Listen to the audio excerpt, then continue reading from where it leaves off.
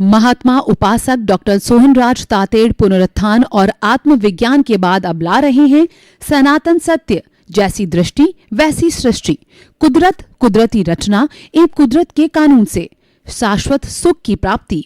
Log in करें www.drsohanrajtated.com, YouTube channel doctor Sohanraj Tated, Play Store से download करें mobile app doctor Sohanraj Tated. ओम ह्रीं नमो अरहंताणम्, ओम ह्रीं नमो सिद्धाणम्, ओम ह्रीं नमो आयर्याणम्, ओम ह्रीं नमो उवज्जायाणम्, ओम ह्रीं नमो लोये सव्व साहुणम्, ऐसो पंच नमोकारो सव पावपणासनो मंगलाणं च सव्वेसिं पडमं हवै मंगलं, पडमं हवै मंगलं। ओम नमो भगवते वासुदेवाय, ओम नमः शिवाय।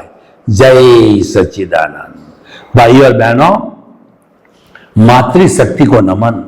आज का अति उत्तम विषय वक्तृत्व कला का विकास।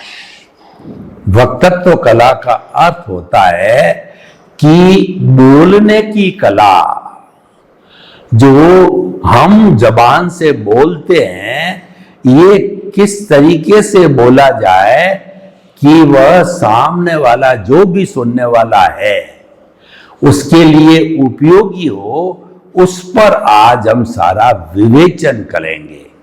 देखिए, हमारी अभिव्यक्ति के 3 बड़े साधन हैं, मन, वचन, काया। इनको जैन धर्म के अंदर योग भी कहा जाता है। और मन का जो कार्य होता है वह सोचना, चिंतन करना। तो वर्तमान का वो चिंतन करता है कि मुझे अभी ये काम करना है और मेरे को जो है अभी लिखना है, पढ़ना है, बोलना है, पुस्तक पढ़नी है, कि कोई भी काम करना है, वह चिंतन होता है। और भूतकाल की मन है वो कल्पना करता है, भूतकाल की स्मृति करता है कि मैं 10 वर्ष का था, कहाँ रहता था और कहाँ मैंने एजुकेशन प्राप्त की और मेरे टीचर्स कौन कौन थे। स्मृति भविष्य की कल्पना करता है मन, कि मुझे कौन सी दिशा में आगे बढ़ना है और मैं जो बढ़ रहा हूं तो मैंने कितना प्राप्ति कर लिया है, मेरा कितना जो कहना चाहिए डेवलपमेंट हुआ है, क्या क्या बॉटलनेक्स है, क्या कमियां हैं, किसमें सुधार करना, ये सब मन का काम है। और मन जो है 5 इंद्रियां हैं, स्पर्शन, रसन, घ्राण, चक्षु, श्रोत्राणि, इंद्रियाणि। ये 5 इंद्रियों के अपने अपने विषय है। स्पर्श इंद्रिय का जो है स्पर्श करना है, रसन का जो है जीभ है स्वाद लेना, और आंख का काम देखना है, और कान का काम श्रवण करना है, और स्पर्शन, रसन, घ्राण, चक्षु, श्रोत्राणि, इंद्रियाणि, 5 इंद्रियां हो गई। इनके अलग अलग काम हैं। इनके 23 विषय ये लेकर के बाहरी जगत के अंदर से लेकर के वो मन को प्रेषित करते हैं। तो मन मैनेजर का काम करता है, उसके ऊपर काम करके और वह बुद्धि को दे देता है। तो इस तरीके से ये पूरा सिस्टम हो गया मन का। अब मैं विषय पे आता हूं। जो वचन होता है वो वचन है, इसका अर्थ होता है कि बोलना। हम अगर समाज के अंदर रहते हैं तो बिना बोले हमारा काम नहीं चलता है, कोई भी कार्य नहीं किया जाता है। हम अगर परिवार में रहते हैं तो बिना बोले जो है हम अपने एक दूसरे से कोई भी संपर्क नहीं बना सकते हैं। तो वो बोलना यानी वक्तृत्व कला, यानी कि हमारी जो ये वाक पटुता है, वाक शुद्धि है, यह कैसी होनी चाहिए। तो बहुत बड़ा विषय है, क्योंकि ऐसा कहा जाता है कि हमारी जो जबान है उस जबान के अंदर अमृत भी है और जहर भी है। अगर हम किसी मित्र को जो है वो उसके विपरीत बात बता देते हैं, उसका तिरस्कार करते हैं, उसकी अपमानजनक बात बोलते हैं, तो वो मित्र है वह भी शत्रु बन जाता है। और एक शत्रु है हमारा जो हमको लाइक नहीं करता है, तो हम उसकी प्रशंसा करते हैं, उसके गुणों की प्रशंसा करते हैं, उसको अच्छी बात बताते हैं, तो वो हमारा मित्र भी बन जाता है।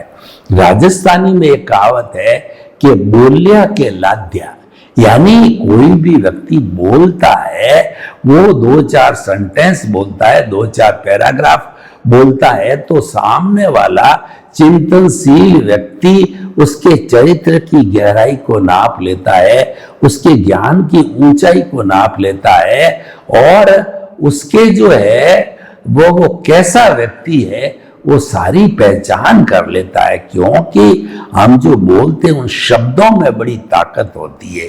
ये जो शब्द आते हैं वो कंठ से, तालू से, दांत से, जीभ से, सभी के सहयोग से जो है ये शब्द बाहर निकलते हैं।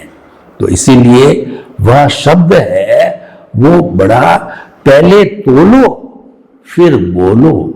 शब्दों को बाहर निकालने के पहले अच्छी तरह से तोलना चाहिए कि जिस व्यक्ति से मैं बात कर रहा हूं तो मेरे इन शब्दों का उस पर क्या असर पड़ेगा, और विपरीत असर तो नहीं पड़ेगा। तो विपरीत असर होगा, उसको दुख पहुंचेगा, और वो मेरे को जो है वो मित्र के बनिश पर शत्रु भी समझने लग जाएगा, और माहौल खराब हो जाएगा। उदाहरण के लिए देखिए, कोई बेचारा जन्मांध है तो उसको हम कहते हैं आइए सूरदास जी, तो वो प्रसन्न होता है।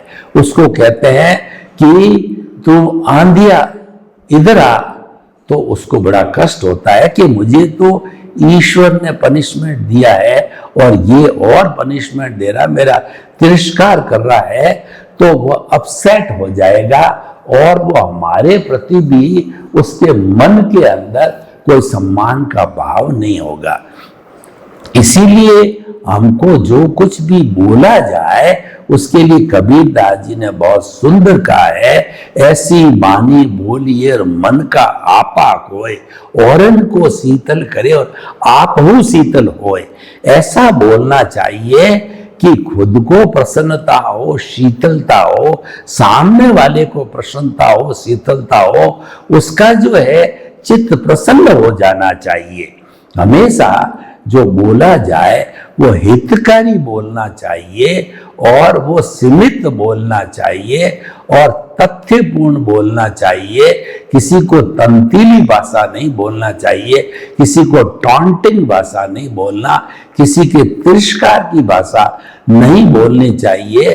तो ये हमें हमेशा जो बोला जाए वो हृदय से बोला जाए, और हमारे जो शब्द निकले वो राग द्वेष रहित होने चाहिए। इसीलिए कोई व्यक्ति अगर प्रेम से बोलता है तो हम कहते हैं कि हृदय से बोलता है, और उसका प्रभाव पड़ता है।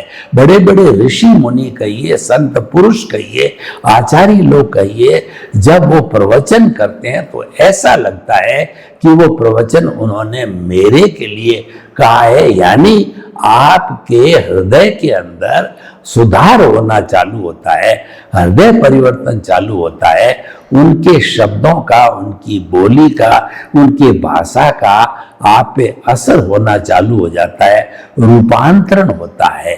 इसीलिए अगर उपदेश तथ्यात्मक हो तो बड़े से बड़े डाकू भी जो है उस उपदेश से जो है बदल करके अच्छा जीवन ग्रहण कर सकते हैं। इसीलिए हम कहते हैं किसी व्यक्ति को अगर बदलना है तो उसका हृदय परिवर्तन करो।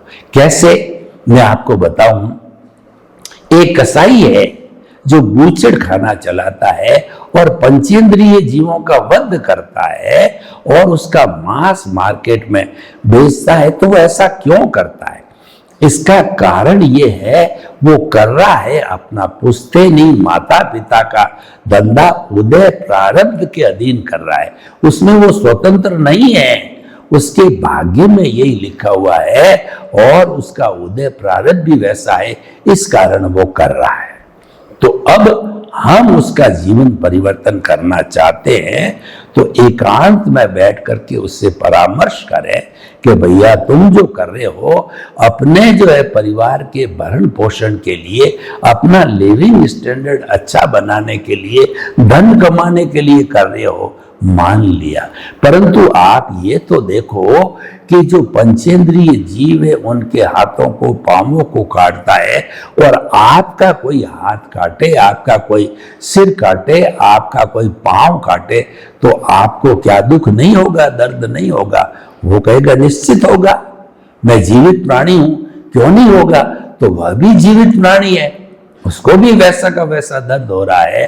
और कितने लंबे से तुम इन लोगों को दुख दे रहे हो, तकलीफ दे रहे हो, और परहित सरिस धर्म नहीं भाई, पर पीड़ा सम नहीं अदमाई, यानी दूसरे को दुख देने के समान दुख तो जीवित प्राणी को ही होता है, क्योंकि वह सुख दुख की अनुभूति करता है, फीलिंग्स करता है, वो जड़ को नहीं होता है। तो ऐसों को आप दुख देके क्यों कर्मों का बंधन करो? उस तरीके से इनको अलग अलग तरीके से इसका हृदय परिवर्तन किया। मान लिया आपको सोर्स ऑफ इनकम चाहिए तो आप किराने की दुकान खोलो, आपके पास में कोई हुनर हो तो कंप्यूटर की दुकान खोलो, आप जो है किराना की दुकान खोलो, कोई भी डिस्ट्रीब्यूटर का कार्य लो, और आप पढ़े लिखे हो तो टीचर बनो, आदि आदि। जो हुनर आपके पास में जिसमें हिंसा नहीं है वैसा कार्य क्यों नहीं करो, और वैसा करके आप पैसा कमा के और जो आपकी बेसिक ड्यूटी अपने परिवार का भरण पोषण करने की वह हो जाएगी। जब इस तरीके से हमने हृदय परिवर्तन करके और वक्तत्व कला के माध्यम से अच्छे प्रिय मधुर शब्द बोल करके उसका हृदय परिवर्तन किया, तो थोड़े समय के बाद लगता है कि उसने वो हिंसा का काम छोड़ दिया और उसने अहिंसा के काम के लिए नई दुकान या नया कार्य ढूंढ लिया। तो भाई और बहनों, शब्दों का बड़ा असर होता है, चाहे पॉजिटिव साइड में हो चाहे नेगेटिव साइड में हो। आपने किसी को टॉन्ट के अंदर जो है ये बोल दिया, जैसे कि महाभारत को लीजिए, महाभारत में द्रौपदी ने दुर्योधन जब वो एक चमकती हुई जो फर्श था उसके ऊपर निकला तो वो गिर गया, उसने देखा, उसने वो पानी था वहां पे, पर उसको लगा कि ये फर्श ही है तो उसके अंदर गिर गया, तो उस पर द्रौपदी हंसी और उसने टॉन्ट में कह दिया कि अंधों के बच्चे अंधे ही होते हैं, अंधों की संतान अंधी होती है। तो देखिए इन शब्दों का कितना बड़ा असर हुआ कि दुर्योधन ने अपने भीतर प्रतिशोध की भावना, और वो सुलगती रही और अंतिम जो परिणाम हुआ महाभारत का युद्ध हुआ। उसी तरह द्रौपदी का जब संयमवर हो रहा था और उस वक्त जो है वो जो अर्जुन का मित्र जो है वो आया, तो उसने जो है वो अपने सूर्य पुत्र जो आया, कर्ण आया, तो कर्ण जो है वह स्वयंवर में उपस्थित होने आया, तो द्रौपदी ने कह दिया ये सूत पुत्र है और मैं इसके साथ शादी शूद पुत्र यानी शूद्र के साथ शादी नहीं कर सकी। तो उसने भी जो है वो प्रतिशोध की भावना पकड़ ली और वो महाभारत युद्ध का कारण बना। ये दुर्योधन और कर्ण जो है द्रौपदी के महाशत्रु बन गए उनके शब्दों के कारण। तो ये जो हमारे कहना चाहिए कि हमारे शरीर में जो बाण का घाव पड़ता है वह तो शल्य चिकित्सा करके बेटाडीन आदि पट्टी बांध के वो मिट जाता है, लेकिन ये शब्दों का घाव है, ये जीवन भर तक चलता है, लंबे समय तक चलता है और हृदय को बींधता रहता है। इसलिए वक्तत्व कला का बहुत बड़ा महत्व है। चिंतनशील व्यक्ति को वक्तत्व कला अच्छी सीखनी चाहिए।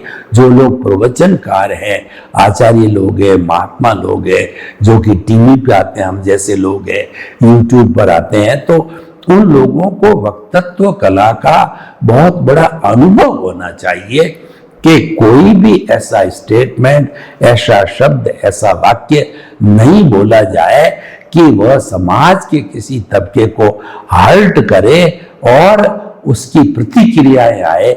ऐसा नहीं बोला ना जाने चाहिए। सबको प्रिय लगे, सबको हितकर लगे, वैसा बोलना चाहिए। सीमित बोलना चाहिए, मीठा बोलना चाहिए, सत्य बोलना चाहिए, प्रिय बोलना चाहिए।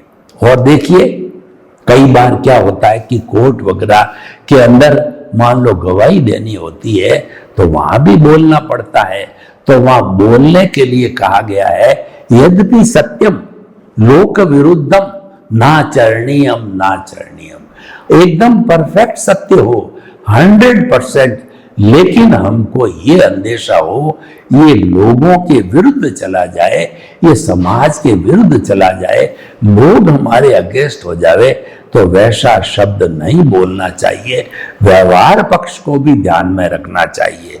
जो व्यक्ति वक्तत्व कला में माहिर होते हैं वो परिवार में भी बहुत अच्छा जीवन जी सकते हैं, क्योंकि परिवार के अंदर छोटे बड़े बच्चे सभी तरह के होते हैं और हर एक का अपना अपना टेम्परामेंट होता है, हर एक की अपनी अपने कहना चाहिए इज्जत होती है, आबरू होती है। तो हम एक बच्चे को भी अगर उसके आत्म कहना चाहिए उसके आत्मसम्मान पर चोट करते हैं तो वो बच्चा भी हमारे विरुद्ध हो जाता है। चाहे हम बड़े हों और प्रतिक्रिया हमारे सामने न करे और कर भी देता है, लेकिन वो पीठ के पीछे प्रतिक्रिया जरूर करेगा। इसीलिए वक्तत्व कला के अंदर बहुत ही ध्यान रखना चाहिए। और जो खास तौर से हम पब्लिक प्लेस में स्पीच देते हैं तो स्पीच भी दो तरह के होते हैं। एक ही विषय में लोग दो तरह से बोलते हैं। एक जो व्यक्ति होता है वह पुस्तकीय ज्ञान के आधार पर बोलता है, पुस्तकीय सूत्रों के आधार पर रट रट करके उसकी परिभाषा को याद कर करके बोलता है, तो वह तो एक तोता रटन तो हो गई। इसको जो है इंटेलेक्चुअल कहा जाता। भाषण बहुत अच्छा था, सूत्र बहुत अच्छे बोले थे, अंग्रेजी के हिंदी के कहानियां अच्छी गई है, लेकिन कोई व्यक्ति अनुभवी व्यक्ति है तो अनुभव के आधार पर वह बोलता है, बिना पुस्तकीय ज्ञान का जो है वो आलम्बन लेकर के भीतर से बोलता है, हृदय से बोलता है, आत्मा से बोलता है, तो उसकी वाणी का असर होता है। आप कभी भी हृदय से बोलोगे तो सामने वाले पे निश्चित असर करेगा। और अनुभव का अर्थ क्या हुआ कि भीतर हमारे अनंत ज्ञान वाला प्रभु विराजमान है और ये प्रभु ही हमें बुलाता है। मैं किसकी ताकत से बोल रहा हूं, आप किसकी ताकत से बोल रहे हो?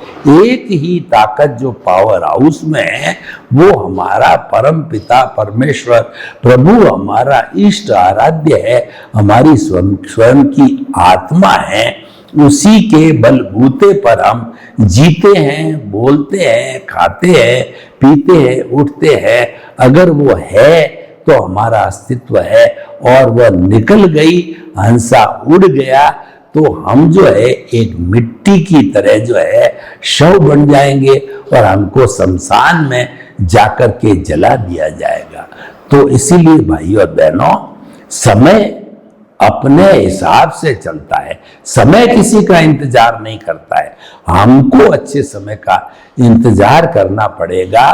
तो अच्छे समय का इंतजार करते करते हम ये प्लानिंग करें, लेकिन प्लानिंग के अंदर एक विषय हमारा वक्तत्व कला का होना चाहिए। और वक्तत्व कला कब बिगड़ती है?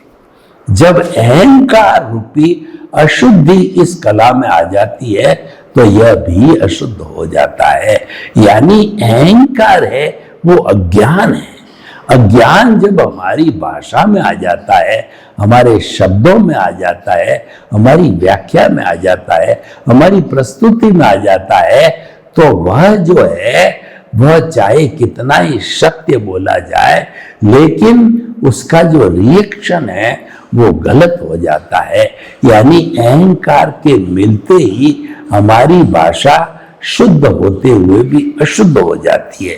तो भाइयों बहनों, हमेशा ये ध्यान रखना चाहिए अहंकार रहित भाषा बोली जाए, क्योंकि अहंकार वाली भाषा है वह राग द्वेष पैदा करती है, और जहां राग द्वेष है वहां क्रिया प्रतिक्रिया भी होता है, वहां झगड़ा टंटा भी हो जाता है, और बढ़ते बढ़ते पुलिस कार्रवाई और कोर्ट कार्रवाई भी हो जाती है।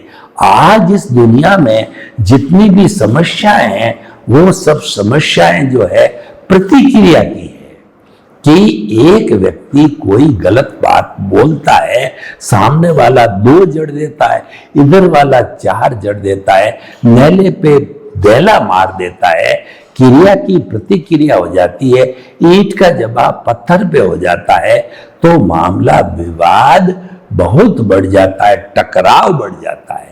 तो इसीलिए भाषा ऐसी बोलो कि जिसके अंदर टकराव नहीं हो, इसलिए टकराव टालिए। हमारे जीवन में बहुत सुंदर जो है हमको सूत्र मिला है कि टकराव कब टलेगा, जब हमारी जो भाषा होगी वह अहंकार शून्य होगी।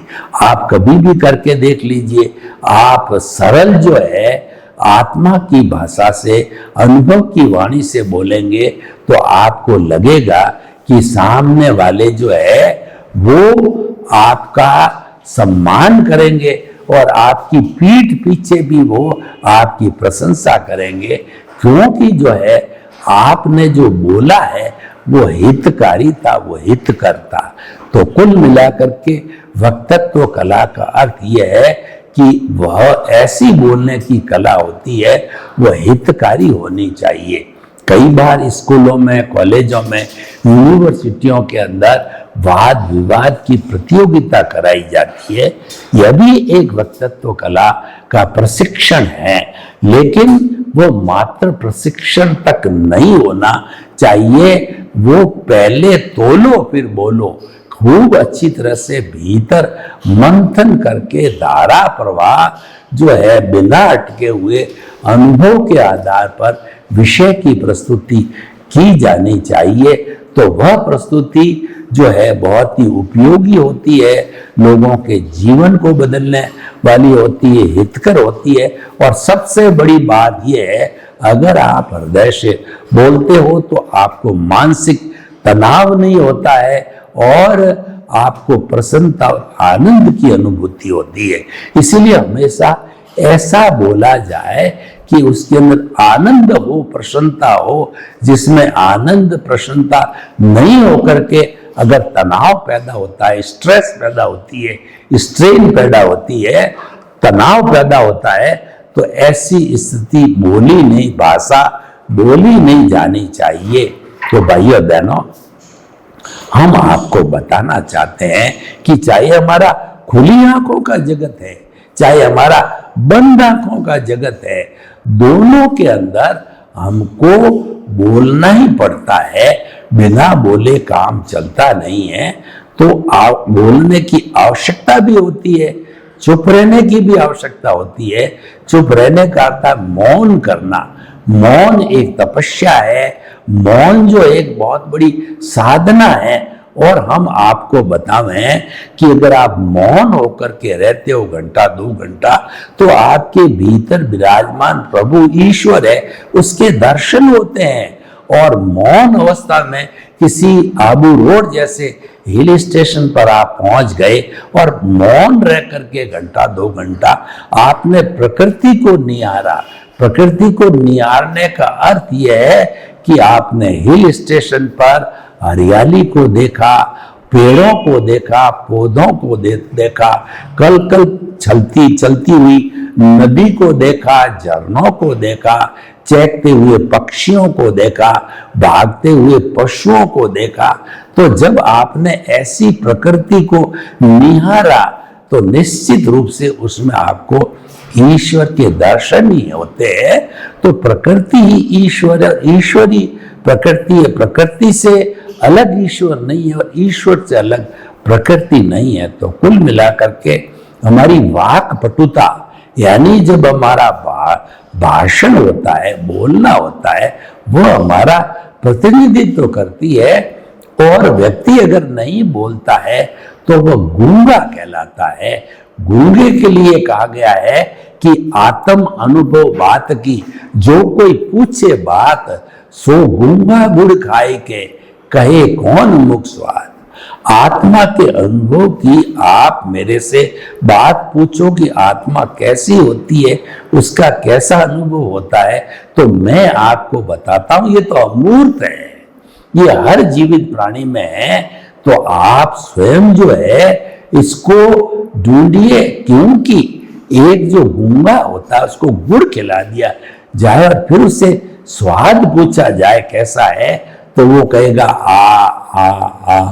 कहना तो ये चाहता है कि गुड़ मीठा है, लेकिन वह बोल नहीं पाता है। तो उसी तरह से आप मुझे आत्मा के अनुभव की बात पूछो तो मैं बताना चाहता हूं, लेकिन वह तो अनुभवजन्य है, वो शब्दों में है ही नहीं, वो तो शब्दों से परे है। शब्दों के माध्यम से मात्र जो है मैं आप उसका साक्षात्कार करा सकता हूं, लेकिन उसका अनुभव कहिए, उसका स्पर्श कहिए, उसको प्राप्त करना कहिए, वह तो आपके खुद के चिंतन के द्वारा ही होगा, क्योंकि वह आपके भीतर है। तो हम ये आपको बताना चाहते हैं कि वक्तृत्व कला एक गुण है और ये गुण को अच्छी तरह से सीख करके और फिर बोलना चाहिए।